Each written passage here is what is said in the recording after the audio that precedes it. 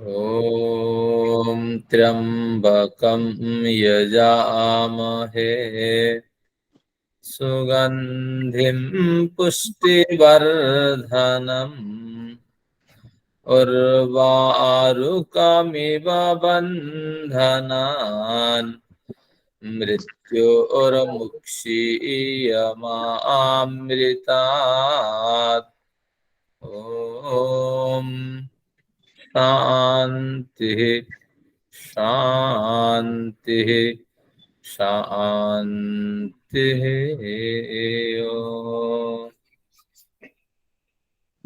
बस सर्वनियंता अंतर्यामी परमपिता के लिए नमन। आप सभी लोगों को धन्यवाद, आप सभी लोगों को आभार है, सभी लोगों को अभिवादन है।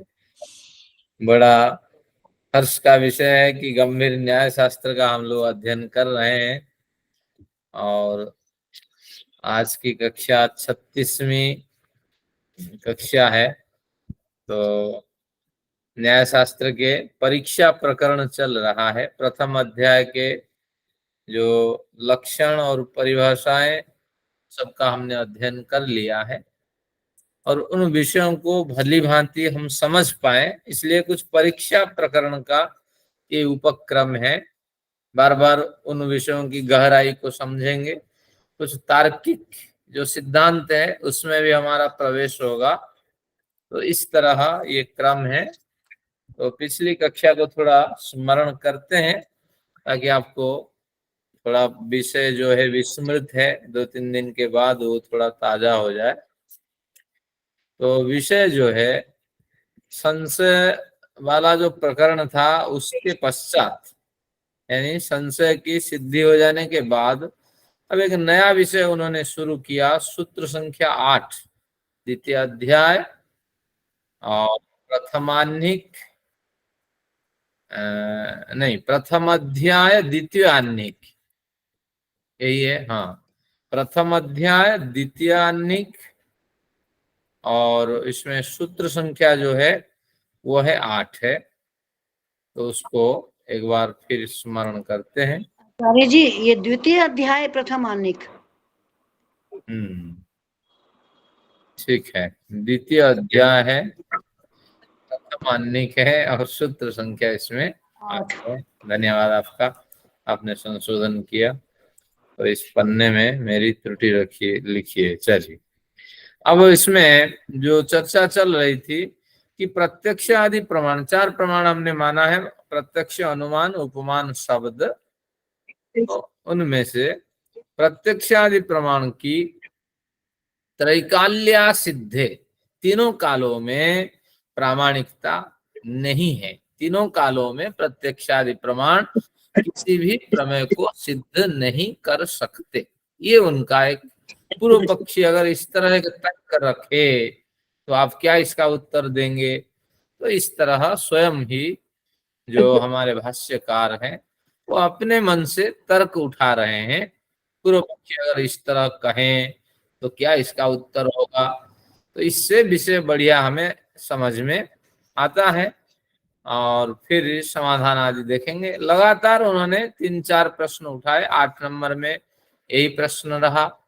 तो तीनों कालों में कैसे असिद्ध होंगे? तो उन्होंने इसको, भाष्यकार ने उसको खोला है कि प्रत्यक्ष प्रमाण अगर भूतकाल में हो, प्रत्यक्ष आदि प्रमाण, और कोई भविष्यत काल में किसी प्रमेय की बात कही जा रही है तो ये तो सिद्ध ही नहीं होगा, क्योंकि प्रत्यक्ष आदि प्रमाण पहले है और उस प्रमाण के माध्यम से अगर आपको कुछ ज्ञान हो रहा है तो उस प्रमाण के अंदर अंतर्गर्भित है उस प्रमाण की स्मृति, प्रमेय की स्मृति। जैसे चमेली के गंध और गुलाब के गंध आप सूंघते ही आपको पता लग गया ये चमेली का, ये गुलाब का। वो फूल हो या ना हो, एक अनुव्यवसाय से आप अपने अंदर ही इसका इसकी बनावट आप बना सकते हैं। तो इसलिए जरूरी नहीं कि उत्तरवर्ती काल में चमेली फूल के साथ संबंध होने से उसकी स्मेल ऐसे आएगी, ये बात की अब आपको अपेक्षा रहेगी। तो इस तरह उन्होंने कहा प्रत्यक्षादि प्रमाण अगर पूर्व में है तो उत्तरवर्ती पर्याय में आने वाले जो प्रमेय है, चमेली की गंध हो या गुलाब की गंध हो या रात की रानी की गंध हो, उस गंध की हमें अपेक्षा नहीं रहेगी, क्योंकि पूर्ववर्ती जो विद्यमान प्रमाण है जिसके अंदर अंतर्गर्भित है इन सभी फूलों की गंध, तो उससे अनुव्यवसाय से ज्ञान हो जाएगा। नहीं तो प्रत्यक्षादि प्रमाण कभी भी उत्तरवर्ती काल में आने वाले जो चमेली आदि फूल है, तो उसके आने से ही प्रत्यक्षादि प्रमाणों के माध्यम से गंध का ज्ञान होगा, ये जो कथन है ये सिद्ध नहीं होगा, क्योंकि इंद्रिय और अर्थों के मेल से किसी वस्तु को हम जानते हैं, और इंद्रिय और अर्थों के मेल बाद में होगा, भविष्यत काल में होगा, और पूर्ववर्ती काल में आपका प्रमाण मौजूद है और उस प्रमाण अंतर्गर्भित गंध को भी जान लेने वाला होता है। तो इसीलिए पूर्व में अगर प्रमाण रखें और उत्तरवर्ती काल में इंद्रिय अर्थों का सन्निकर्ष से चमेली की गंध ही हमें अनुभूत हुई, ये कथन आपका गलत होगा।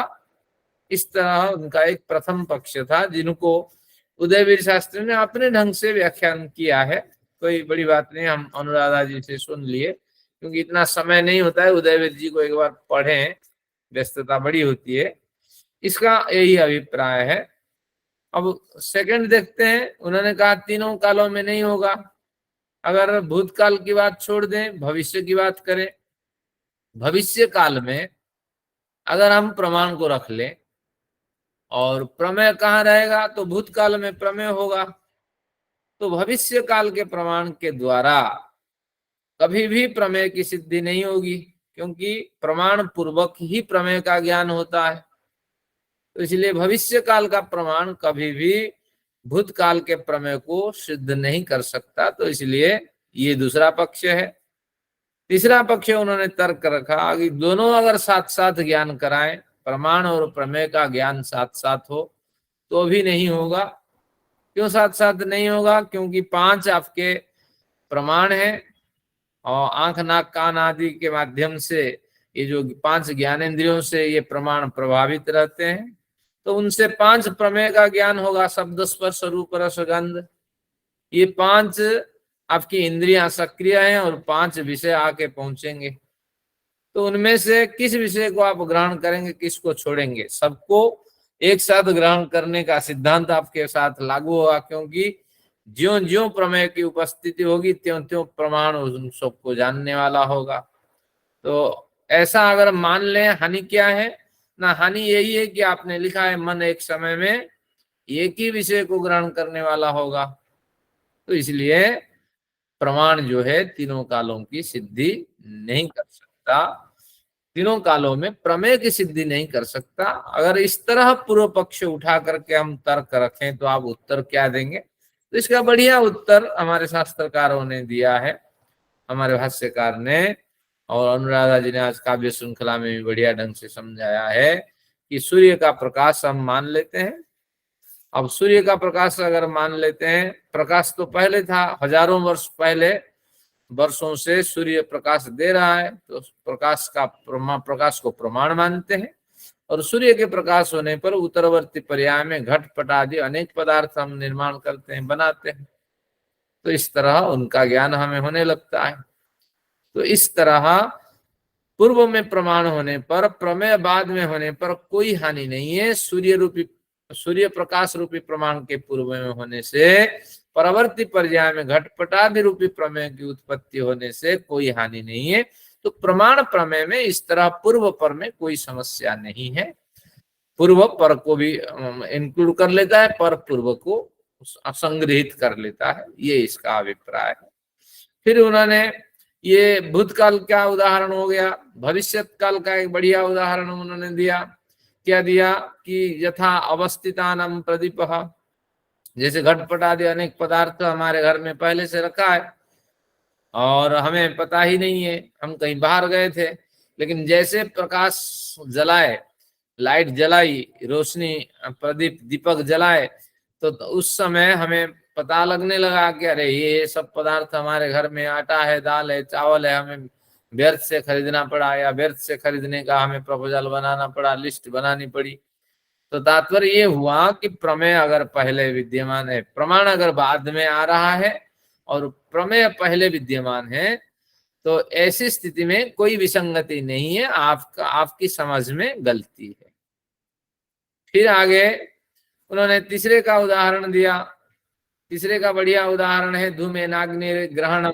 एक साथ प्रमाण और प्रमेय की संभावना हम मान लें, जहां जहां प्रमाण है वहां वहां प्रमेय की उपस्थिति।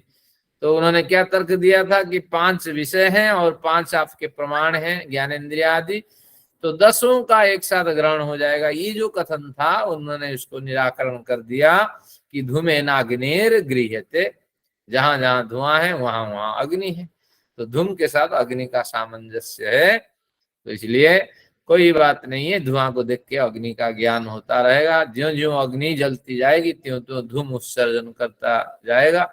फिर हमने उसको तर्क में प्रस्तुत किया था, अग्नि के साथ केवल धूम नहीं है, अग्नि के साथ उताप का भी संबंध है। कई जगह आग तो है लेकिन वहां आपको धुआं नहीं मिलने वाला होगा, तो ऐसी स्थिति में फिर आपका ये लक्षण तो खंडित हो जाएगा, लेकिन ये लक्षण दूसरे रूप में अंतर्भावित होगा कि भले ही धूम न हो, अग्नि है तो उताप है, वो ठंड उताप के रूप में भी आपके एसी से वो निकल सकता है, और वो गर्मी हवा के रूप में गर्माहट के साथ भी वो उताप निकल सकता है।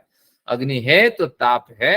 अगर भौतिक अग्नि की बात करें या जो आम आदमी व्यवहार करने वाले अग्नि की बात करें, तो जहां जहां धुआं दिखाई पड़ता है वहां वहां अग्नि होने की 100% संभावना होती है। तो इस तरह उन्होंने इसका समाधान किया। एक दूसरा तर्क हमारे पूर्व पक्षी ने रखा था, इसको भी एक बार देखते हैं।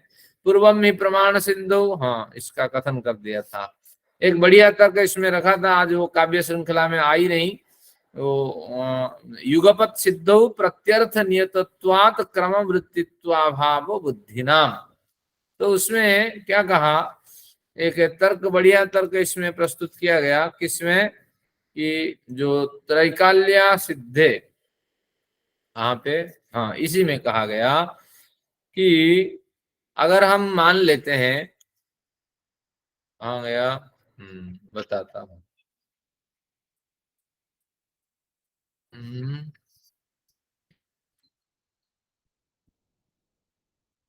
हम्म इसमें कहा कि अगर हम, या सीट देखता हूँ पुरानी सीट में, अन्य प्रकार से उन्होंने समाधान किया था। सीट में मैंने उल्लेख किया था कि पूर्व पक्षी ने विचार रखा कि प्रत्यक्षादि प्रमाण आप नहीं मानते, हम नहीं मानते हैं। पूर्व पक्षी के सामने सिद्धांत ने तर्क रखा, अगर प्रत्यक्षादि प्रमाणों को आप नहीं मानते हैं तो हम आपसे पूछते हैं 2 प्रश्न। आप प्रत्यक्षादि प्रमाणों को तो नहीं मानते हैं, पूर्णतः नहीं मानते हैं, या मानते तो हैं लेकिन प्रत्यक्षादि प्रमाणों में कोई सामर्थ्य नहीं है। इस तरह दोनों प्रमाणों से किसको आप ग्रहण करना चाहेंगे? बात समझिए कि उन्होंने तर्क रखा कि प्रत्यक्षादि प्रमाण का आप निषेध करते हैं, हमें कोई हानि नहीं है, निषेध करते हैं, पूर्णतः निषेध करते हैं, या प्रत्यक्षादि प्रमाण तो मानते हैं लेकिन प्रत्यक्षादि प्रमाण अर्थ अवबोधन कराने में, प्रमेय को समझाने में असमर्थ हैं। तो इन दोनों में से किस सिद्धांत को मानते हैं? अगर पहला सिद्धांत मानते हैं कि प्रत्यक्षादि प्रमाण को हम पूर्णतः स्वीकार नहीं करते हैं तो ठीक है। अगर नहीं स्वीकार करते हैं तो इसमें हानि क्या है कि जिन प्रमाणों के माध्यम से, जिन तर्कवाद के माध्यम से आप अपना पक्ष पुष्ट करते हैं कि प्रत्यक्षादि प्रमाण तीनों कालों में प्रमेय की सिद्धि नहीं कर सकते, तो वही निषेध वाक्य ही हमारे लिए प्रमाण है। और प्रत्यक्ष, अनुमान, उपमान शब्द में से किसी एक प्रमाण को तो आप प्रस्तुत करके प्रमाण है नहीं इस पक्ष का खंडन करेंगे। जो स्वयं ही प्रमाण के माध्यम से आप प्रमाण का निषेध कर रहे हैं तो आपसे मूर्ख तो कोई होगा ही नहीं, क्योंकि बिना प्रमाण से आप निषेध नहीं कर सकते। फिर उन्होंने कहा अगर द्वितीय पक्ष को आप मानना चाहते हैं कि प्रत्यक्षादि प्रमाण तो है लेकिन सामर्थ्य को व्यक्त नहीं करते, उसमें चाकू तो है लेकिन उसमें धार नहीं है, इस तरह की बात करते हैं। तो उसका सरल सा उदाहरण है कि धार रहित चाकू है आपके सामने, लेकिन चाकू को हम क्या कर देंगे, फिर बढ़िया पैना बना देंगे मिस्त्री के पास जाके। चाकू तो है, यह आप मानते हैं या नहीं ना? हाँ। तो उसी तरह प्रमाण तो है या नहीं, ये मानते हैं या नहीं ना? हाँ मानते हैं। तो जब मानते हैं जैसे चाकू में धार बनाया जा सकता है, तो उसी तरह प्रमाणों को समझने में आपकी त्रुटि हुई है। योग्य विद्वान की सहायता से आप प्रमाणों को भलीभांति समझ लेंगे। तो कहीं ना कहीं त्रुटि होने के कारण आप प्रमाण का निषेध कर रहे हैं, प्रमाण के सामर्थ्य का निषेध कर रहे हैं, लेकिन प्रमाण है यह मानने के लिए आप तैयार हैं। तो इस तरह उन्होंने बढ़िया समाधान दिया, किन्होंने, भाष्यकार ने। तो हमने इस तरह 11 जो थे सूत्र उनका अध्ययन किया। द्वितीय अध्याय द्वितीय अध्याय और प्रथमानिक और उसके सूत्र संख्या जो है 11 समाप्त हो गया था। अब फिर कुछ बड़ा लंबा प्रकरण चलेगा अभी प्रमाण परीक्षा के संदर्भ में। और इसमें क्या है, कैसे छोटी छोटी बातों से तीव्र बुद्धि हम लोग प्राप्त करते हैं। चर्चा कोई बड़ी चर्चा नहीं है, लेकिन इसमें से छोटी सी बात पे देखिए कैसे चाकू तो है, लेकिन चाकू है इतना मानो, और या चाकू नहीं इतना मानो है। चाकू अगर मानते हैं तो इसमें काटने वाली धार नहीं है। तो इस तरह छोटी छोटी बातों से कैसे हम अपना पक्ष सिद्ध करते हैं। तो इस तरह तर्क पूर्वक जब वेद मंत्रों में हम अर्थ निर्णय करेंगे तो उस समय आपको आनंद आएगा। लेकिन ये ट्रिक्स से होके गुजरने से बुद्धि धीरे धीरे प्रौढ़ होती जाएगी। अब 12वां सूत्र देखते हैं।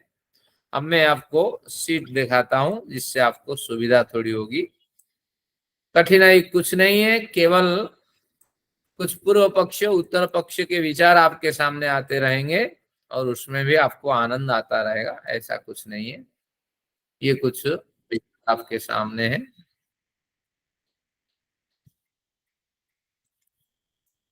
आपके मित्र लोग आ रहे हैं।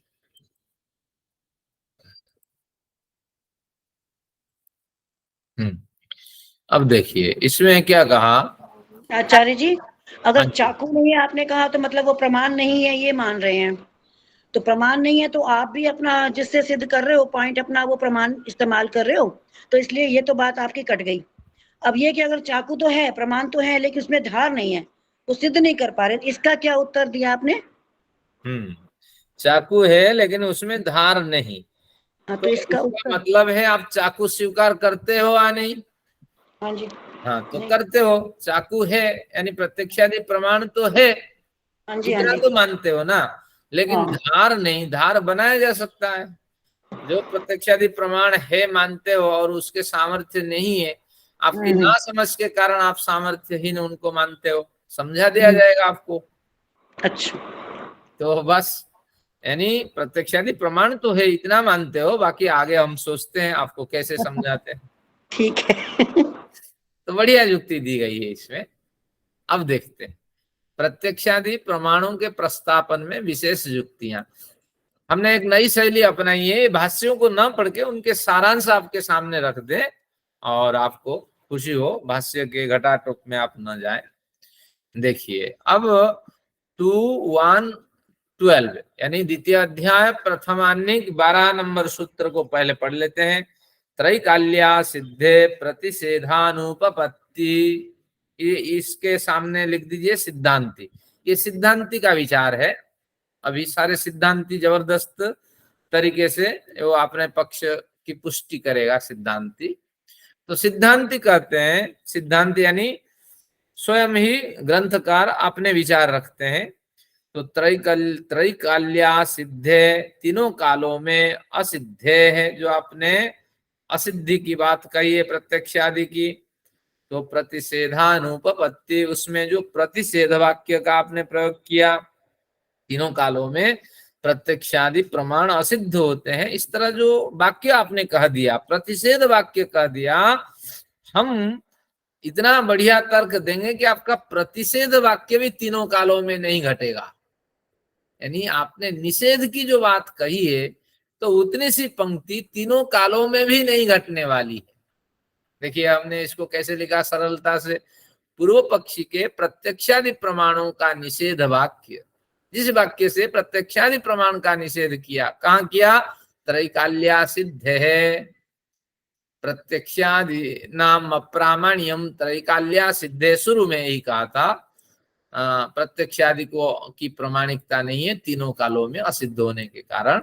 तो वही कहते हैं पूर्व पक्षी के प्रत्यक्षादि प्रमाणों का निषेध वाक्य तीनों कालों में भी घट नहीं सकता। उन्होंने क्या कहा था, तीनों कालों में प्रत्यक्षादि प्रमाण नहीं घट सकते। तो देखिए कैसे तार्किक बुद्धि, इसमें कुछ विशेष नहीं है, केवल तर्क कैसे रखा जाता है वो बताया जा रहा है। तो इसी तार्किक बुद्धि से हम वेदों के रहस्य खींचेंगे, कुछ मंत्र आपके सामने रखेंगे, आज समय होगा तो फिर इन तार्किक बुद्धियों से अर्थ हम खींचेंगे। तो पूर्व पक्षी के प्रत्यक्षादि प्रमाणों का निषेध वाक्य तीनों कालों में घट नहीं सकता। चलिए अब उसको घटा के देखते हैं, पहले समझ लेते हैं। तो भूतकाल में अगर पूर्व पक्षी प्रत्यक्षादि प्रमाण का निषेध करे, यानी निषेध को हम रखते हैं पूर्व पक्ष में, पहले क्या रखते थे, प्रमाणों को पूर्व पक्ष में रखते थे, अब अगर निषेध को पूर्व पक्ष में रखें तो उस सिद्धांत द्वारा प्रमाणों की कोई परिभाषा ही नहीं की गई थी। यानी जब पूर्व पक्षी भूतकाल में प्रत्यक्षादि प्रमाण का निषेध कर रहा था तो उस समय तो सिद्धांत था ही नहीं, कोई सिद्धांत बना ही नहीं गया था। तो जब बना ही नहीं था या प्रत्यक्षादि प्रमाणों की चर्चा हुई नहीं थी, तो आप कहेंगे कि पहले तो आपने ग्रंथ में प्रत्यक्षादि प्रमाण लिखे हैं तो हम उसका खंडन करते हैं, लेकिन ऐसा नहीं है, क्योंकि पहले अगर लिख गया है तो सिद्धांतों की पुष्टि हो गई, आप क्या खंडन करेंगे उसमें। तो अगर आप कहते हैं कि मैंने लिख दिया, यानी पहले लिख दिया, आपके निर्णय से पहले लिख दिया, तो सिद्धांत बिल्कुल स्पष्ट है और तर्क प्रमाणों के साथ मैंने उसको पुष्ट कर दिया। तो इसका मतलब है कि भूतकाल में अगर आप प्रत्यक्षादि प्रमाण का निषेध करना चाहते हैं तो उस समय हमने तो कोई परिभाषा दी ही नहीं थी, तब पूर्व पक्षी का निषेध, यानी भूतकाल में पूर्व पक्षी के जो पक्ष था तो वो खंडित हो जाता है। तो इस तरह केवल तार्किक बुद्धि विशेष है और कुछ नहीं है। अब देखते हैं, इस काल से पहले अगर भविष्यत काल, यानी इस काल से पहले यानी भविष्यत काल से पहले भूतकाल में जब सिद्धांत द्वारा प्रत्यक्षादि प्रमाणों की बलिष्ठ परिभाषाएं कर दी गई थी, अभी जो चर्चा मैंने की, तब कोई विवादित विषय रहा ही नहीं कि भविष्यत काल में पूर्व पक्षी आकर के उनका खंडन करे। जब परिभाषा हो गई, ग्रंथ स्थापित हो गया, परिभाषा करने वाला भी 10 बार सोचता है और परिहार करता है विरोधों का, तो जब तैयार हो गया तो इसलिए इस तरह आपका जो कथन है ये गलत है। यानी भविष्यत काल में भी आपका निषेध कोई काम नहीं करने वाला, और वर्तमान काल में भी कोई काम नहीं करेगा, क्योंकि वर्तमान काल या एक साथ प्रमाण प्रमेय की उपस्थिति मान लेने पर यह एक स्वतः प्रक्रिया है कि प्रमाणों से प्रमेय का ज्ञान हो जाएगा। अब प्रमाण तो प्रमेय को सिद्ध कर रहा है, तो इसमें हानि क्या है। तो इसमें पुनः कोई विवादित विषय रहा ही नहीं। अतः पूर्व पक्षी के निषेध वाक्यों में तीनों कालों में वो सामर्थ्य नहीं है कि प्रत्यक्षादि प्रमाणों का वह निषेध कर सके। तो इस सूत्र में भाष्यकार ने इन्हीं की चर्चा की है। आप एक बार फिर सूत्र देखिए, आपको लगता होगा कि इसमें बड़ी बड़ी चर्चाएं हैं। देखिए सार मैंने इसका निकाल दिया आपके लिए कि चर्चा यही है कि आपका जो निषेध वाक्य है वो तीनों कालों में कहीं नहीं ठहरने वाला। तो आप क्या हमारा प्रत्यक्षादि प्रमाणों को तीनों कालों में निषेध करते थे, तो आपका निषेध वाक्य भी कहीं नहीं ठहरने वाला है। हम ऐसे तर्क से आपका निषेध करना ही खंडित कर देते। बस एक तार्किक बुद्धि इससे हमें हमारे अंदर विकसित होती है, हर बातों को तर्क से हम सिद्ध करें। अब देखते हैं सूत्र संख्या 2.1.13। अब आपको सरल हो गया, भाष्य के चक्र में घुसना नहीं पड़ा। तो मैं सूत्र का अर्थ नहीं लिख रहा हूं क्योंकि सूत्र का अर्थ ग्रंथ में दिया हुआ है, लेकिन जो भाष्य का अर्थ कहीं कहीं सूत्र का भी सारांश दे देता हूं तो आपको सरलता होगी उससे। 2.1.13 नंबर सूत्र पढ़ते हैं, ग्रंथ से लीजिए। सर्व प्रमाण प्रतिषेधाच्च प्रतिषेध अनुपपत्तिः। सर्व प्रमाण प्रतिषेधाच्च प्रतिषेधानुपपत्ति। सर्व प्रमाण प्रतिषेधात्, समस्त प्रमाण यानी प्रत्यक्षादि 4 प्रमाणों के प्रतिषेध कर लेने पर, यानी उनका निषेध कर लेने से क्या होगा? च कर लेने पर भी प्रतिषेध अनुपपत्ति। तो आपका जो प्रतिषेध है, जिसका हमने तीनों कालों में खंडन कर दिया, तो तीनों कालों में वो ऐसी ही खंडित पड़ी रहेगी।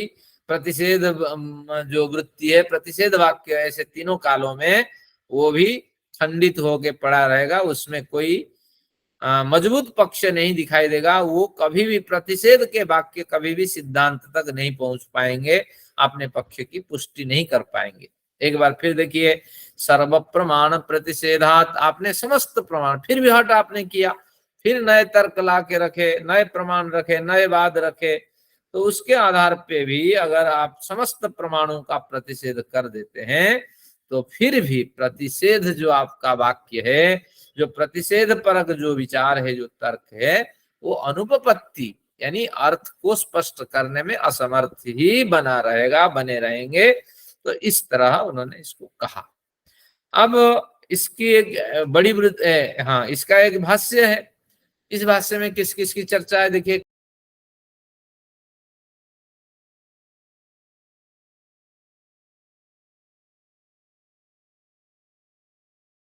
का निषेध ही भित्तिहीन निरर्थक हो जाता है।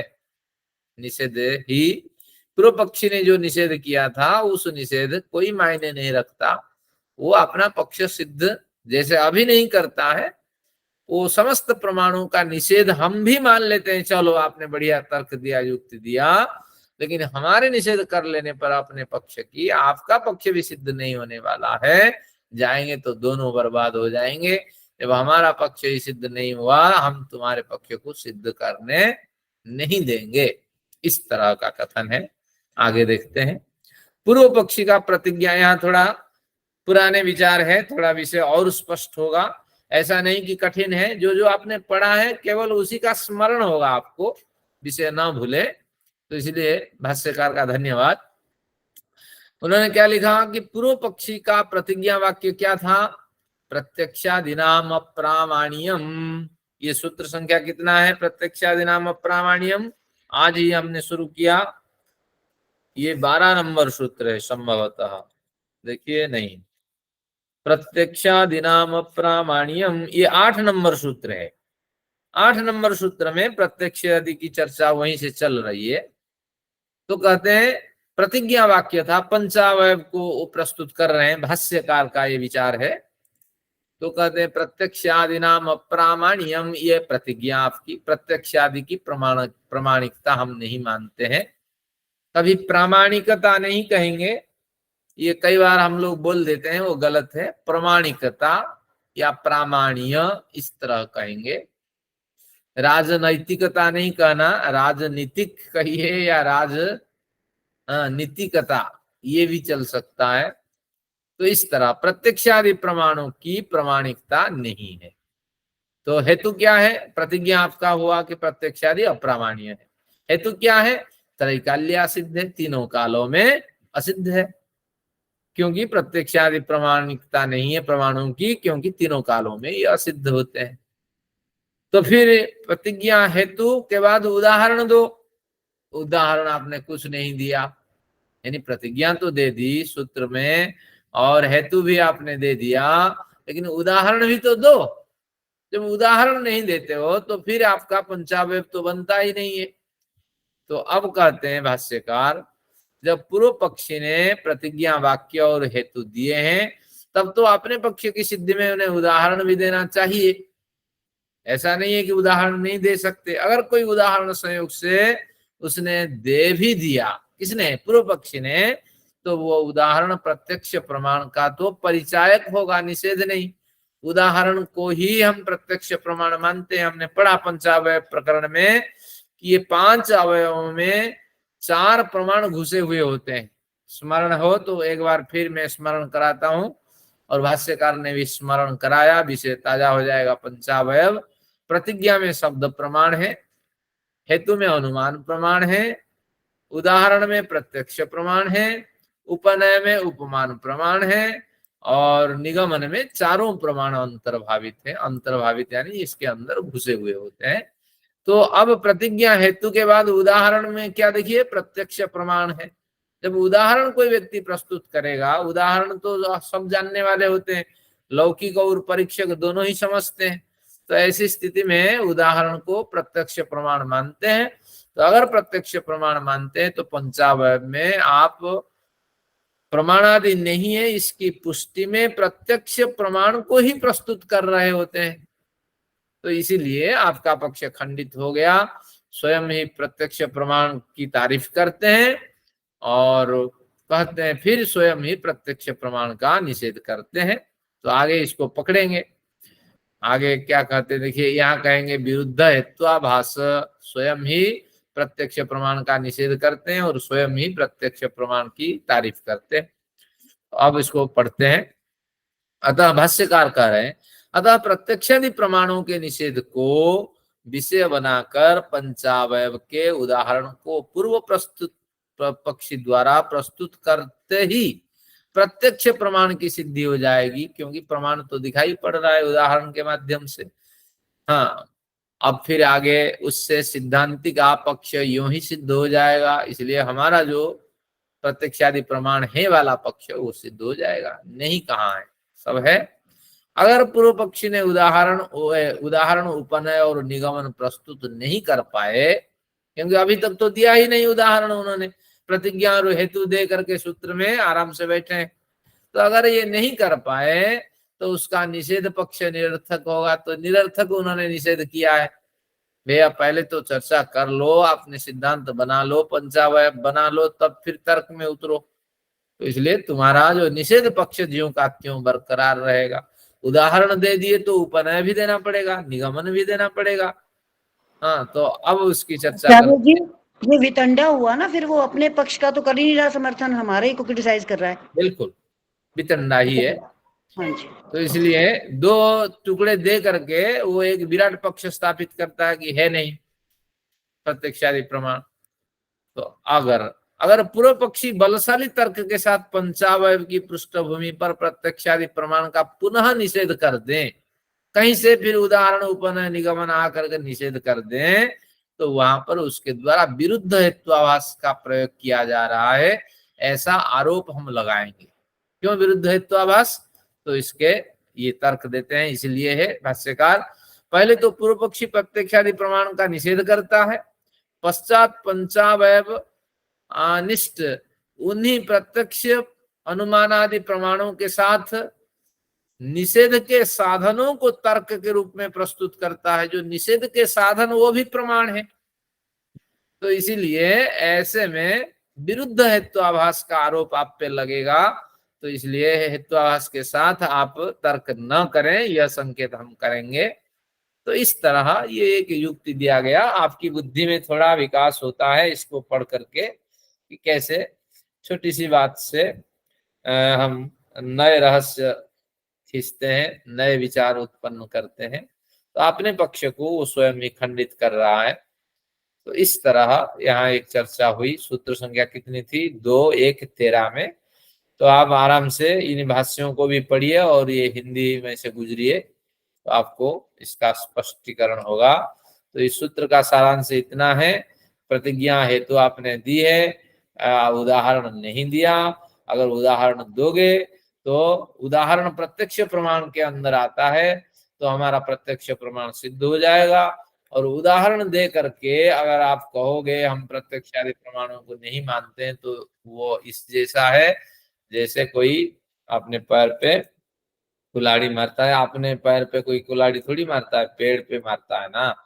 जिस टहनी पे खड़ा हुआ है कोई, उसी टहनी को थोड़ी काटता है। तो इसलिए सिद्धांत आपका गलत हो जाएगा।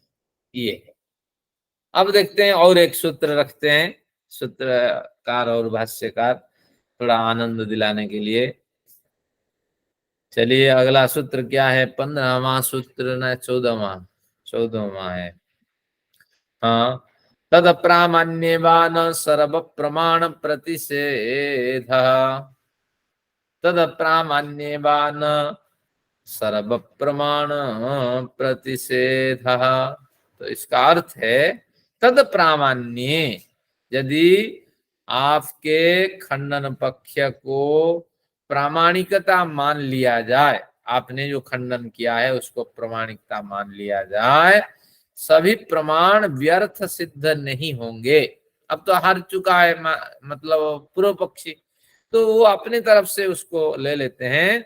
आपने इतना श्रम किया, इतना प्रयत्न किया, पूर्व पक्ष रखा, अगर इस तरह, ये तो केवल कल्पना है, अगर इस तरह कोई तर्क रखें शास्त्र में बाद में, तो उसको उसकी तारीफ करिए। तत्प्रामाण्य च, आपके खंडन पक्ष को हम प्रामाणिकता मानते हैं और प्रमाण भी व्यर्थ नहीं होने देंगे। यानी आपने जो कहा बिल्कुल सही है, लेकिन हमारी दृष्टि से अगर आप अपना पक्ष रखेंगे तो हमारा प्रमाण भी व्यर्थ नहीं होंगे, प्रत्यक्षादि प्रमाण भी होंगे, आपका पक्ष भी बच जाएगा। तो किस तरह, यानी थोड़ा धीरज देते हैं, ढांढस देते हैं, आपने श्रम तो किया है लेकिन हमारे सिद्धांत के हिसाब से करें, हमारे विचार के हिसाब से करें, आपका पक्ष भी बच जाएगा, हमारा पक्ष भी बच जाएगा, हमें कोई हानि नहीं होगी। अब देखते हैं भाष्यकार के विचार क्या है। पूर्व पक्षी के पंचावयव में और सिद्धांत के पंचावयव में कोई भेद नहीं है, यानी दोनों में कोई भेद नहीं है, पंचावयव दोनों रखें, कोई भेद नहीं है। सिद्धांति का पंचावयव साधर्म्य से और पूर्व पक्षी का पंचावयव वैधर्म्य से। इसको एक बार फिर समझते हैं, विषय ताजा होता है आपका, कोई नया नहीं है, कोई कठिन नहीं है। पहले आप पंचावयव को स्मरण करें। शब्द अनित्य, शब्द अनित्य है, ये हमने दिया प्रतिज्ञा। हेतु क्यों दिया? नहीं, उत्पत्ति हेतुत्वात्, क्योंकि वह उत्पन्न होता है। अब साधर्म्य वैधर्म्य यहीं से करते हैं। जो जो वस्तु उत्पन्न होती है वह नित्य होती है, ये आपकी व्याप्ति। अब हमने उदाहरण क्या दिया? यथा घड़ा, यथा घटः। फिर हमने प्रतिज्ञा हेतु उदाहरण उपनय, घट जैसा शब्द उत्पत्ति धर्म वाला होता है।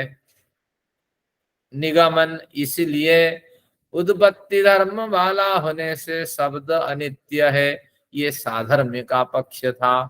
अब वैधर्म्य का पक्ष रखते हैं। शब्द अनित्य, क्यों अनित्य है? क्योंकि उत्पत्ति हेतुत्वात्, ये उत्पन्न होता है। यहाँ से हम वैधर्म्य में व्याप्ति लेते हैं। वैधर्म्य में व्याप्ति क्या है कि जो जो वस्तु, वहां साधर्म्य में व्याप्ति क्या था, एक बार फिर स्मरण करें। जो जो वस्तु अनित्य होती है, जैसे आपने पढ़ा था ऐसे गया। अब यहाँ से थोड़ा घूम करके अपना पक्ष रखेंगे।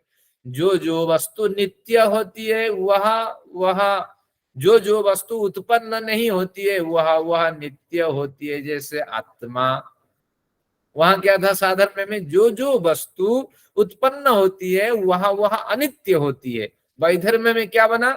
जो जो वस्तु उत्पन्न नहीं होती है वह नित्य होती है। वहां का उदाहरण था घट, यहाँ का उदाहरण था आत्मा।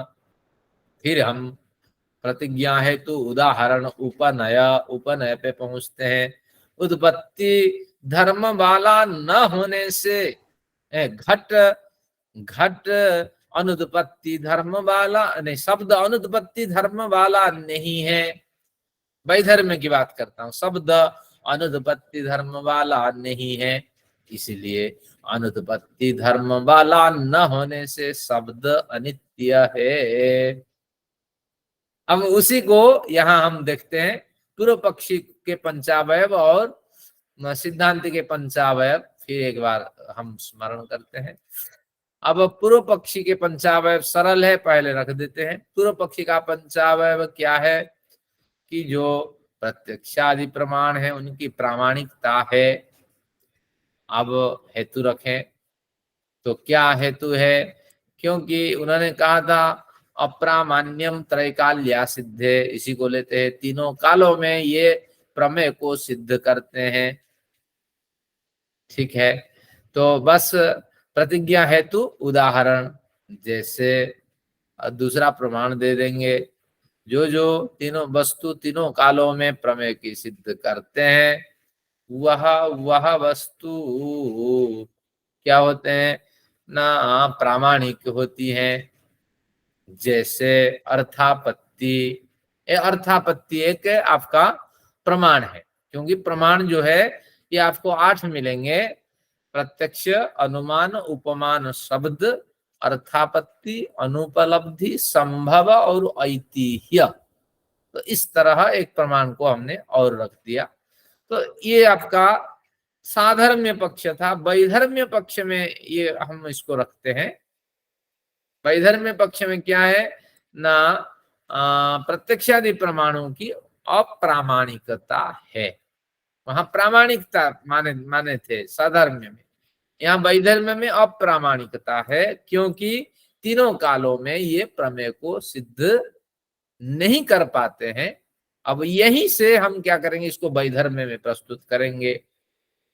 अब करेंगे जो जो वस्तु क्या क्या करेंगे, जो जो प्रत्यक्षादि प्रमाणों की नहीं, प्रत्यक्षादि प्रमाणों की प्रामाणिकता है, क्योंकि हेतु उदाहरण में कोई परिवर्तन नहीं होगा। नहीं, हेतु प्रतिज्ञा और हेतु में प्रत्यक्षादि प्रमाणों की प्रामाणिकता है। तीनों कालों में प्रमेय की सिद्धि करने के कारण जो जो वस्तु तीनों कालों में प्रमेय की सिद्धि नहीं करती है वह वह वस्तु अप्रमाणित होती है। हाँ, जैसे सामान्य लेखक की कविता। देखिए, केवल व्याप्ति में हम थोड़ा आगे पीछे कर लेते हैं। जैसे उत्पत्ति धर्म को होने से यह अनित्य है, और यहाँ हमने क्या कि जो जो वस्तु उत्पत्ति धर्म वाली होती है वो अनित्य है, और वहीं बदल दिया जो जो वस्तु उत्पत्ति धर्म वाली नहीं होती है वह नित्य होती है। तो उसी तरह यहाँ हमने बदल दिया कि तीनों कालों में जो सिद्ध नहीं करती है तो अप्रामाणिक होती है। जैसे सामान्य कवि की कविता, कवि अपने आवेश में आके लिखता है। जैसे तुलसीदास ने आवेश में आकर के अनेक बात लिखी। लक्ष्मण कहता है कि आप क्या करता है परशुराम को कि हाँ, आप अपने मुंह से बड़ाई कर रहे हो, हाँ, आप अपनी तारीफ करते हो और दूसरा कोई तारीफ करने वाला तो दिखाई नहीं पड़ता है। तो जरूरी थोड़ी है कि तुलसीदास ने सुना था लक्ष्मण ने ऐसे कहा था परशुराम जी से। तो कवि के अपने विचार होते हैं, तो इसलिए ये अप्रामाणिक होती है, प्रमाणित होती है। तो इस तरह इसका विचार है। थोड़ा इधर उधर उलझ गए। अब देखिए क्या कहना चाहता है। पूर्व पक्षी के पंचावयव में और सिद्धांत के पंचावयव में कोई भेद नहीं। यानी हमारे सिद्धांत के हिसाब से आप मानो, हम भी मानते हैं प्रत्यक्षादि प्रमाणों की प्रामाणिकता है। क्यों है? क्योंकि तीनों कालों में ये प्रमेय को सिद्ध करते हैं। आप भी इतना मानो, और फिर आप हमारे जैसे सिद्धांत को पुष्ट करो कि जो जो वस्तु तीनों कालों में प्रमेय की सिद्धि नहीं करती हैं वो अप्रामाणिक होती हैं। ये आपका पूर्व पक्षी का वचन होगा। और जो जो वस्तु तीनों कालों में सिद्ध करती हैं अपने प्रमाण के किसकी सिद्ध करती है? प्रमेय की सिद्ध करती हैं। तो वह क्या होती है? वह प्रामाणिक होती है। तो फिर आचार्य जी मतलब पूर्व पक्षी का वैधर्मी हो गया, हमारा साधर्मी हो गया। हाँ, हम केवल उसी बात ही को साधर्मी से कह रहे हैं, सेम बात है, यही बात हुई ना। यानी हमारा सिद्धांत मानो और वैधर्म्य से अपना कथन कर दो, बस उससे बुलवा रहे इस तरह। शायद जो लोग इसको साधर्म्य वैधर्म्य नहीं पढ़े होंगे, कक्षाओं में नहीं होंगे, समझ में नहीं आएगा, लेकिन कोई कठिन नहीं है। केवल ही यहाँ व्याप्ति में थोड़ा बदलाव कर देना होता है, और व्याप्ति के हिसाब से फिर आगे चल पड़ते हैं, उदाहरण बदलते हैं और उपनय निगमन बदलते हैं। तो बस इतना ही है। पर दोनों सिद्धांत एक जैसा है। वैधर्म्य से भी हम वहीं पहुंचते हैं, साधर्म्य से भी वहीं पहुंचते हैं। अतः पूर्वोक्त निषेध सूत्रों में पढ़े गए विप्रतिषेध शब्द का फिर कहते हैं, अब जो विप्रतिषेध शब्द हम मानते हैं, आपने प्रतिषेध किया था की त्रैकाल्या सिद्धे असिद्ध शब्द का प्रयोग किया था, हम उस असिद्ध को विप्रतिषेध शब्द का नाम देते हैं और विप्रतिषेध सेध का अर्थ रखते हैं विशिष्ट प्रतिषेध। तो विशिष्ट प्रतिषेध यानी विप्रतिषेध आपके अभिप्राय का, आपका जो कथन था उसका अभिप्राय था विशेष रूप से हम रोकते हैं, प्रत्यक्षादि प्रमाणों की सिद्धि को रोकते हैं, लेकिन हम उसी प्रतिषेध उसे विप्रतिषेध अर्थ दे करके विशिष्ट प्रतिषेध अर्थ उसका न मान करके विरुद्ध प्रतिषेध मानते हैं। बी का विशिष्ट भी हो जाएगा, विरुद्ध भी हो जाएगा। जैसे विधवा, विधवा के हम जो होते हैं न्याय शास्त्र आदि पढ़ने वाले अनेक अर्थ करते हैं। आपके सामने देखिए, विविधा विविधा पतयः यस्य, जिसके बड़े पति हैं, क्योंकि पति तो है नहीं, जिसे भी चाहे उसे भी पति बना सकती है। तो ये आपके हो गया विधवा का एक अर्थ। विशिष्टा पतयः यस्य, जिसके विशिष्ट व्यक्ति पति है। तो विगताः पतयः यस्य, जिसके वास्तविक इसका अर्थ है जिसका पति चला गया है, विगत हो गया है पति, विगत यानी चला गया है, विशेष रूप से इस संसार से चला गया, वो विधवा। तो हम अपने प्रयोजन से बी के बड़े अर्थ निकालते हैं। तो वो कहते हैं केवल विनोद है, एक भाष्यकार बैठे हुए होंगे सुबह, तो इस पे विचार किए होंगे, तो इस तरह अपने विचार दिए हैं। मनस्थिति के हिसाब से ग्रंथकार ग्रंथ लिखा है और तर्क आदि रखते हैं, तो बड़े खुश होंगे उस दिन। तो उन्होंने अर्थ दिया विशिष्ट प्रतिषेध, इस भी प्रतिषेध का अर्थ नहीं मानते हैं, विरुद्ध प्रतिषेध ये अर्थ मानते हैं। तो इसका मतलब है कि प्रतिषेध के विरुद्ध यानी आपके निषेध के विरुद्ध, यानी इसका अर्थ संप्रतिपत्ति है। संप्रतिपत्ति को भी उन्होंने खोला, प्रतिषेध रहित यथार्थ पक्ष मान लेते हैं। आपके प्रतिषेध को, निषेध को विप्रतिषेध मानते हैं और इसका अर्थ इस तरह घुमा फिरा के यथार्थ पक्ष मान लेते हैं। आपने भी यथार्थ कहा है, लेकिन हमारे विचार से अगर जाओगे तो आपका पक्ष भी बच जाएगा, नहीं तो आपका पक्ष खंडित हो जाएगा। तो इसलिए प्रत्यक्षादि प्रमाण अप्रामाणित नहीं है, अपितु पूर्ण प्रमाणित है। इसको देखिएगा, कठिन कुछ नहीं है। लगवा दीजिए। ये तो आपको पहुंच गया ना, आप इसको सेव कर लीजिए, एक साथ कभी कंप्यूटर से प्रिंट निकाल लेंगे, लिखाने की कोई जरूरत नहीं है। ये सब आपके लिए है, हमने बना के आपको भेजा है। तो बस ये भाष्यकार केवल ही विनोद कर रहे हैं।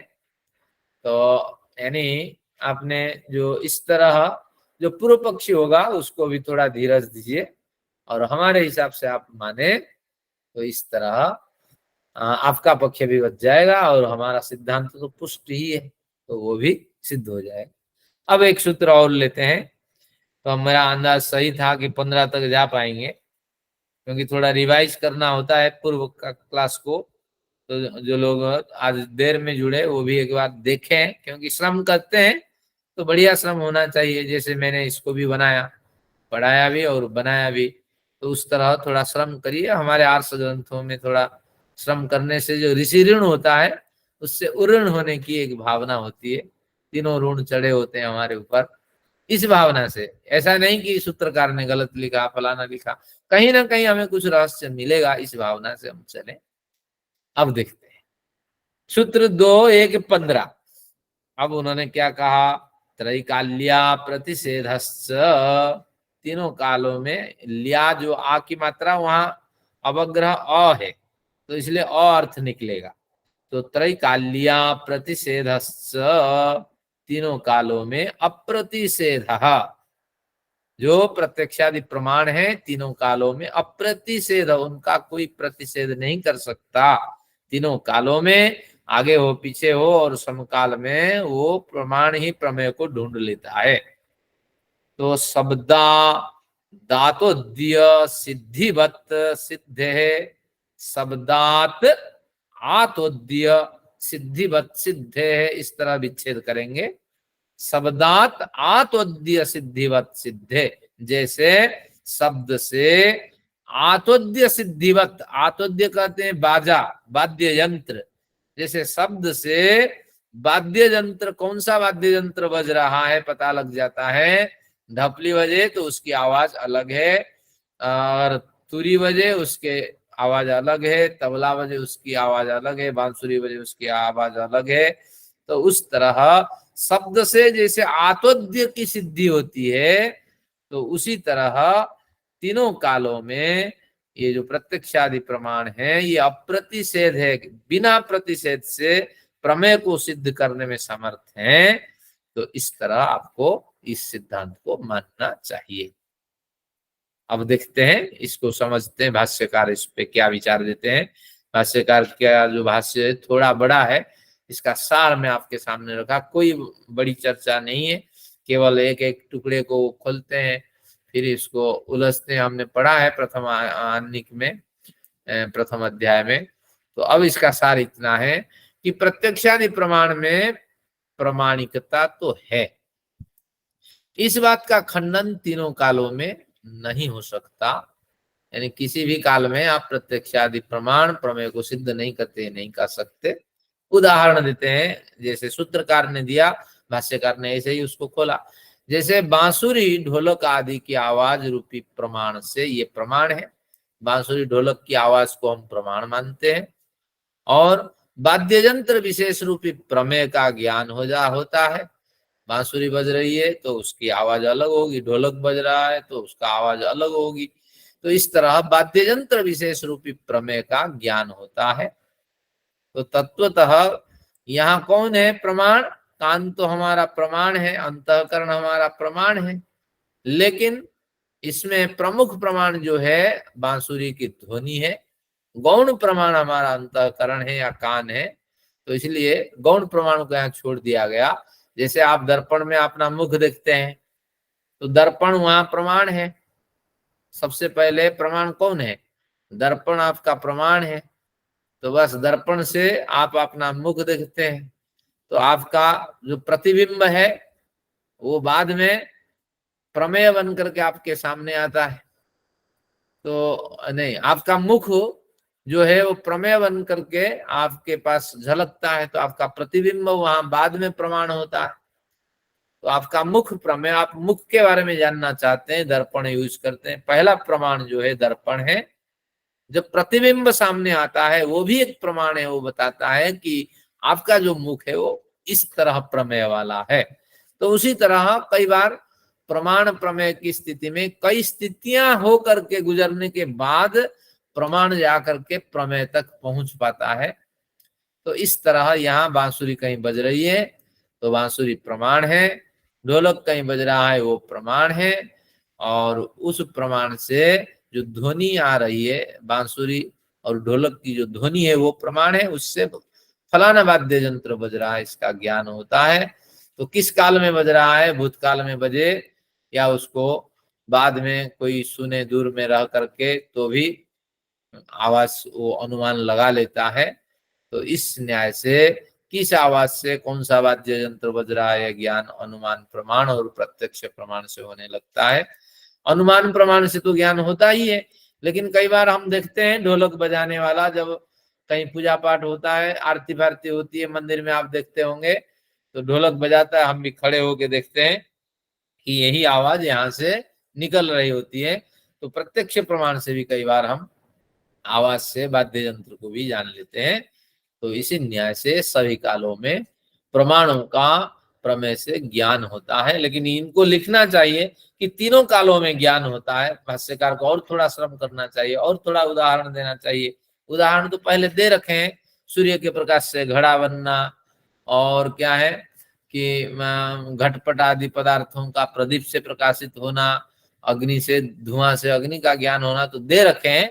लेकिन इसको लिखने की कोई आवश्यकता नहीं थी, लेकिन फिर भी उनके मन में विचार आया कि तीनों कालों में प्रमेय को सिद्ध करने में समर्थ हैं।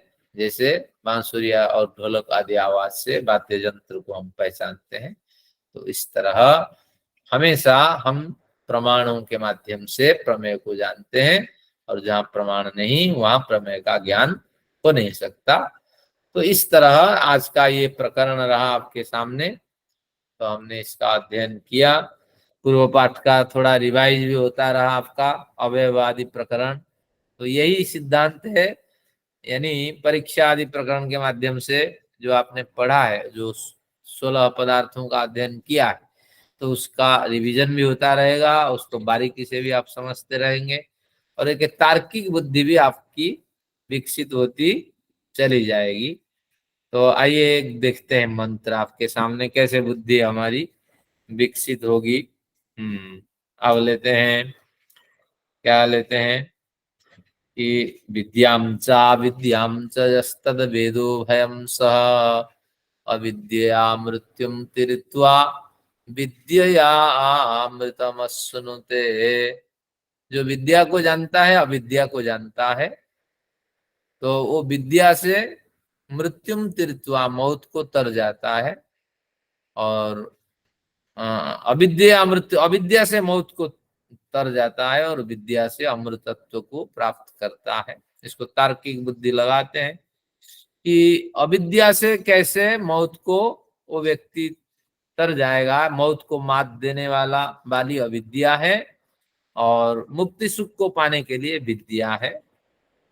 तो अब तार्किक बुद्धि यही है कि पहले तो मुख्यार्थवाद हुआ, अविद्या का कोई विशेष अर्थ होना चाहिए जिससे मौत का भय टल जाए। तो बस जब ईश्वर प्रेरित, ईश्वर सापेक्ष आपका अध्ययन होगा, अविद्या यानी जो अध्यात्म विद्या से भिन्न विद्या है, वैज्ञानिक विद्या है, सांसारिक विद्या है, उसकी भी आवश्यकता है, लेकिन उस कार्य को करते हुए, उस विद्या का अनुष्ठान करते हुए वह व्यक्ति अगर ईश्वरानुकूल है, जैसे ईश्वर ने क्या चंद्रयान छोड़ा, जा करके प्रार्थना की मंदिर में कि है हमें सफलता मिले, तो ऐसे लोगों में अगर ईश्वर परक भावना होगी, सकारात्मक भावना होगी, तो ये लोग समाज में विकास करेंगे। बुद्धि तो सबके पास है, लेकिन ईश्वर सापेक्ष जीवन जीने वालों की जो बुद्धि है उनमें बड़ा परिवर्तन होता है। और जो निरपेक्ष बुद्धि होती है, बस खाया पिया, दूसरों को कुर्सी से छीना, हाँ, दूसरों का हक छीना, और कैसे पद प्रतिष्ठा मिले, पुरस्कार मिले, इसके चक्कर में रहा, तो वो व्यक्ति तो हमेशा दुखी होता ही रहता है और दूसरों को दुखी करता रहता है। तो इसीलिए यह कहा कि ईश्वर सापेक्ष अविद्या के उपासना करने वाले साधक मौत को मात दे देते हैं। यानी गलत कार्य करते हुए भी, संसार में गलत विद्या की उपासना करते हुए भी अगर ईश्वर की ओर ढल जाते हैं तो उनको मृत्यु का डर नहीं रहता, क्योंकि उन्होंने गलत तो अध्ययन कर लिया, गलत मार्ग पे चल दिया, लेकिन अभी भी उनमें सुधार हो गया है। अगला जन्म उनका बिल्कुल सुनहरा जन्म दिखाई पड़ रहा है, और अगले ही जन्म में वो छलांग मार देंगे जहां तक सभी जाना चाहते हैं। तो इसलिए मौत का डर ही नहीं रहता। एक खिलौना अगर टूट जाए, बच्चे का बच्चा रोता है, माँ के पास चला जाता है, माँ मेरे खिलौना टूट गए, तो माँ क्या कहती है, बच्चा घबराओ मत, अभी भी मार्केट में खिलौने की कमी नहीं है, बहुत सारे बढ़िया खिलौना में लाके तुम्हें कल दे दूंगी, तो इसलिए तुम शांत हो जा। तो बच्चा शांत हो जाता है। तो उसी तरह उसके अंदर भावना होती है कि निश्चित रूप से इस जन्म तो मैंने गवा दिया, लेकिन जब अच्छी समझ हो गई है तो अगला जन्म निश्चित रूप से बेहतरीन मुझे मिलने वाला है। तो मौत का डर उसको नहीं रहता, मौत को वो गले लगाता है उत्तम उत्तम कर्म करके। तो इस तरह मौत के भय से अविद्या के उपासक भी रहित हो जाता है, और जो विद्या का उपासना करने वाला होता है वो तो पहले से ही मौत को, हजारों जन्म से मौत को मात दे चुका है, तो मुक्ति की ओर वो बढ़ चलता है। तो बस यही तार्किक बुद्धि, वहां से छोटे छोटे अर्थ हमें निकालना होता है। और ये अगर हम नहीं पढ़ेंगे शास्त्र, तो वेदादि शास्त्रों में श्रम करना और उससे महत्वपूर्ण अपने अभिप्राय के सिद्धांत के अनुकूल अर्थ निकालना कठिन होगा। तो बस धीरे धीरे जैसे जैसे हम प्रकरण पढ़ेंगे, कुछ कुछ चर्चा करते चलेंगे, कुछ मंत्र आपको भी स्पष्ट होते जाएंगे। और आज का सत्र मैं यही समाप्त करता हूँ, और शांति पाठ करते हैं। फिर प्रत्यक्षादि प्रमाणों पे अनेक युक्ति आएंगे, और जहाँ कठिनाई होगी तो वहाँ हमारी सीट है, आगे तो सीट पहुंचती रहेगी आपको हमेशा, तो कोई कठिन नहीं है। आइए शांति पाठ करते हैं, फिर प्रश्नोत्तर। ओम द्यौः शान्तिरन्तरिक्षं शान्तिः पृथिवी शान्तिरापः शान्तिरोषधयः शान्तिः वनस्पतयः शान्तिर्विश्वे देवाः शान्तिर्ब्रह्म शान्तिः सर्वं शान्तिः शान्तिरेव शान्तिः सामा शान्तिरेधि। ओम शान्तिः शान्तिः शान्तिः। ओम। वैदिक अभिवादन सभी को प्रेम नमस्ते जी। नमस्ते स्वामी आचार्य जी, नमस्ते। हाँ, चलिए औपचारिक समाप्ति सत्र की। कुछ प्रश्न हो तो आप रखें, 15 मिनट बैठा हूँ। आचार्य जी नमस्ते। हाँ नमस्ते। आचार्य जी, ये विद्याम च विद्याम वाला जो श्लोक है ना, वो एक बार फिर समझाना पड़ेगा जब भी आपको समय मिले। चलिए समझा देते हैं। तो इसके विद्या और अविद्या इन दोनों की उपासना जीवन में चलती रहनी चाहिए, ग्रंथकार ने कहा। और अब अविद्या से यहाँ यह अर्थ नहीं है कि जो विपरीत विद्या है, अविद्या से यह अर्थ नहीं है कि जो पूर्णतः विद्या का निषेध है, यह अर्थ नहीं है। कहीं कहीं यह अर्थ लगता है शास्त्रों में, लेकिन इस श्लोक में नहीं लगने वाला है। और इसका अर्थ महर्षि दयानंद ने लिया है कर्म और उपासना। महर्षि दयानंद की विशेष परिभाषा है, कर्म और उपासना 3 साधना है आपके सामने, ज्ञान भक्ति और क्या है, कर्म। तो गीता में भी आप ध्यान रखिए, द्वितीय अध्याय का नाम है कर्म योग, तृतीय अध्याय का नाम है नहीं, द्वितीय अध्याय का नाम ज्ञान योग, तृतीय अध्याय का नाम कर्म योग, और जब आप पढ़ेंगे 12वां अध्याय उसका नाम है भक्ति योग या उपासना योग। ये तीनों भी आप ध्यान रखिएगा, द्वितीय तृतीय और 12वां, ये तीनों ज्ञान भक्ति और उपासना के मार्ग हैं। पहले महर्षि दयानंद को समझ लेते हैं। महर्षि दयानंद कहते हैं ये तीनों जीवन में चलते रहने चाहिए, और दाल रोटी की व्यवस्था हो जाने के बावजूद भी ये तीनों साधनाएं चलती रहनी चाहिए। क्या है ज्ञान? कुछ आर्ष ग्रंथों का स्वाध्याय, मनन, चिंतन। और कर्म क्या है कि समाज के लिए कुछ आप उत्तम कर्म करें, सांगठनिक कर्म करें, सहयोग प्रदान करें। कोई नहीं, जो आपके आश्रित हैं, बाह्य हैं, और जो निम्न स्तर के लोग हैं उनकी आप मदद करें। अगर ये कुछ भी आपसे नहीं बनता, इतना आय नहीं है, इतना समय नहीं है, तो सबके लिए कल्याण की कामना करें, ईश्वर से प्रार्थना करते रहें, मन में पवित्रता आती जाएगी। तो ये आपका हो गया कर्म मार्ग। अब रहा भक्ति मार्ग या उपासना मार्ग। ज्यादा से ज्यादा समय आप ईश्वर ध्यान में बिताने की कोशिश करें। जैसे जैसे समय बढ़ता जाता है, पहले तो 2 समय महर्षि कहते हैं कम से कम 2 घड़ी की उपासना होनी चाहिए। तो 1 घड़ी 24 मिनट की होती है, यानी पूरे दिन में 48 मिनट की आपकी साधना होनी चाहिए गृहस्थ के लिए। और ज्यादा से ज्यादा आप बढ़ाते जाएं, तो यानी बैठते ही 24 मिनट, आधा घंटा मान के चलिए आपकी साधना होनी चाहिए। और ऐसे खेल नहीं होना चाहिए, बैठ गया और तुरंत काम खत्म करके निकल गया, इससे कुछ नहीं मिलने वाला है। तो इसलिए 24 मिनट उन्होंने बैरियर बना रखा है। चलिए, आपका धन्यवाद, आपने और ये अवसर दिया, सबके लिए स्पष्ट हुआ। तो यानी हमारी साधना, धन्यवाद आचार्य जी, धन्यवाद।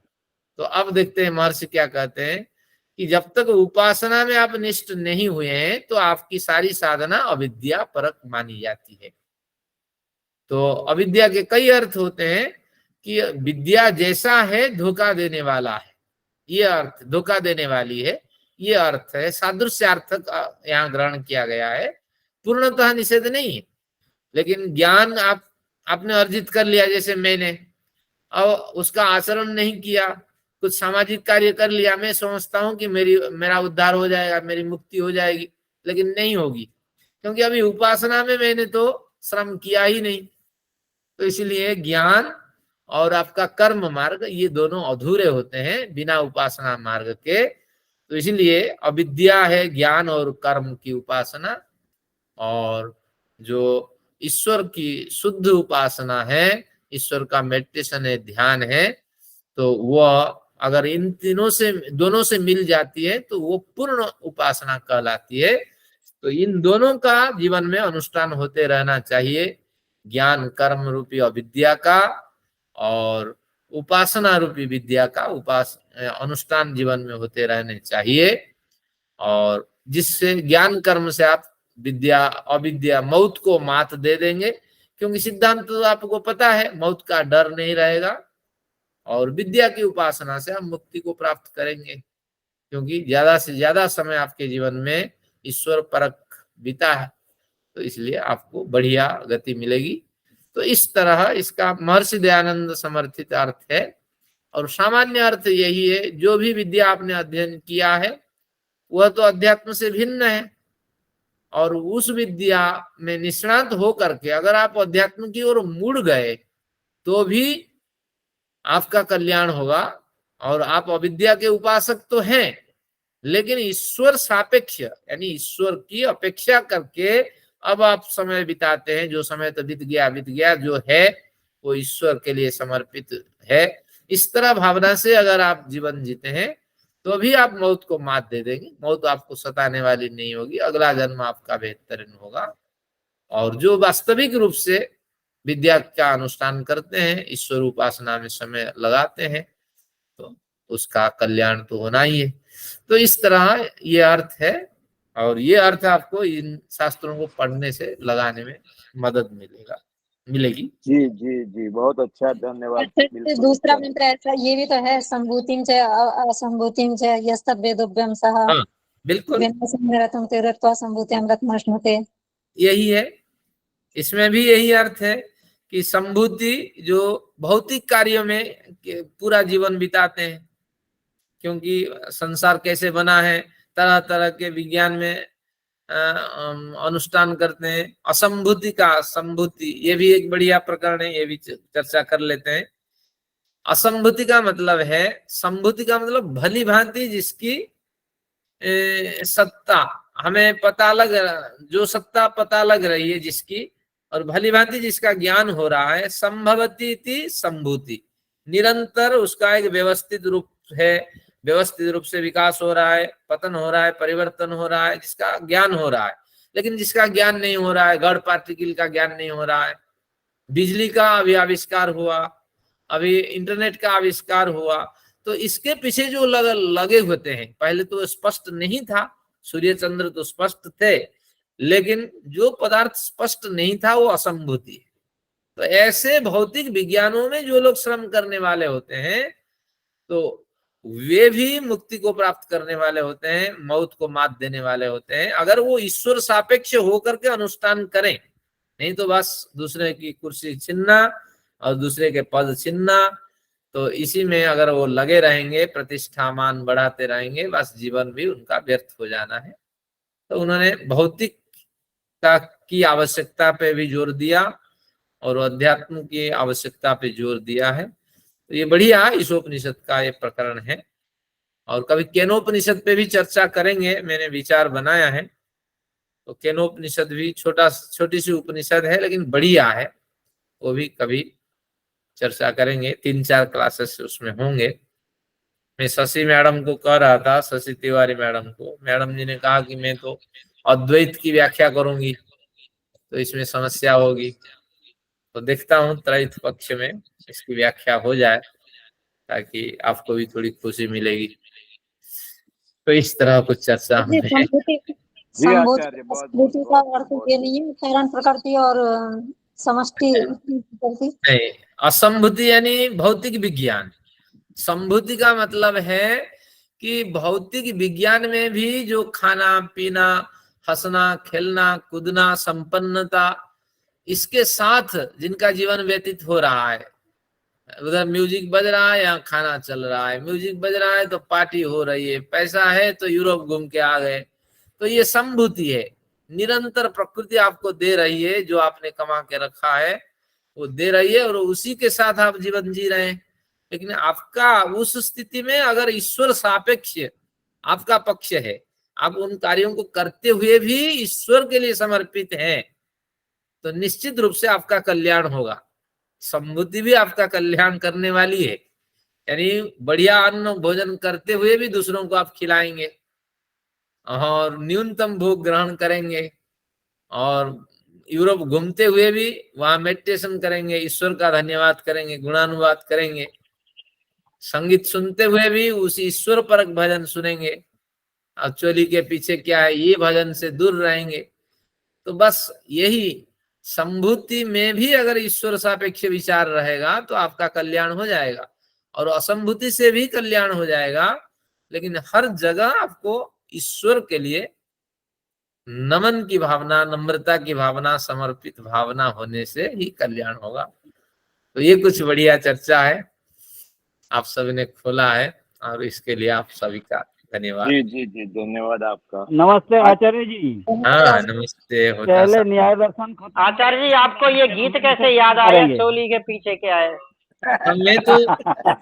मैं तो उसी सर्कल में जीता हूँ, क्योंकि हमारी पीढ़ियां तो इसको सुन सुन करके बड़ी हुई है। तो नहीं नहीं, जो आपने बताया गुरुजी बिल्कुल बराबर है। पकड़ने वाली चीज यही है कि ईश्वर में लगे रहो। हाँ, किसी भी स्थिति में आप हैं वो हानि नहीं है। विज्ञान भी हमें चाहिए, लेकिन थोड़ा ईश्वर की ओर वहां ढल जाना चाहिए।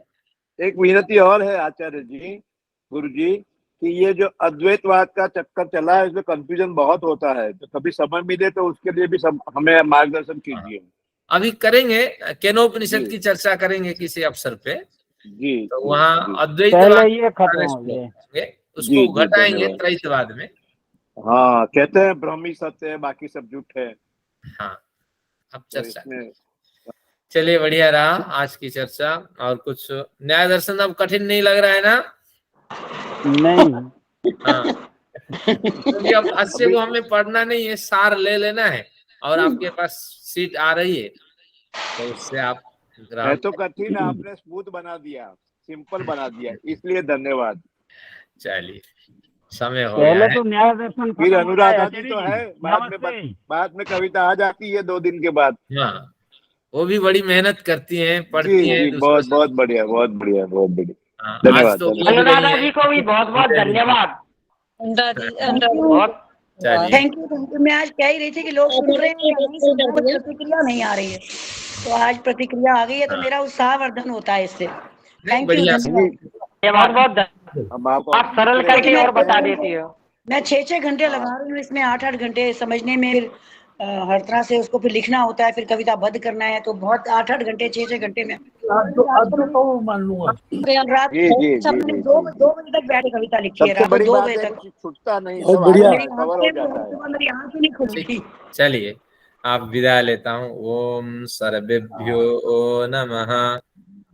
ओम सर्वेभ्यो नमः। ओम सबको सर्वेभ्यो नमः। नमस्ते सबको जी। सादर नमस्ते जी। धन्यवाद, धन्यवाद, धन्यवाद, धन्यवाद। नमस्ते आचार्य जी, सभी को नमस्ते। सर्वेभ्यो नमः। हाँ, सर्वेभ्यो नमः।